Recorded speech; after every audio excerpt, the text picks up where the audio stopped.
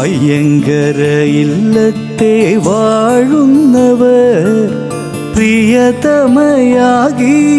പാടിക്കുറ്റി ഒരു കുഞ്ഞിക്കാൽ കണ്ടു കൺകുളിർക്കാൻ ഒരുപാടു നേർന്നല്ലോ വഴിപാട്, ഒരുപാട് നേർന്നല്ലോ വഴിപാട്. അയ്യങ്കര ഇല്ലത്തെ വാഴുന്നവർ പ്രിയതമയാകിയ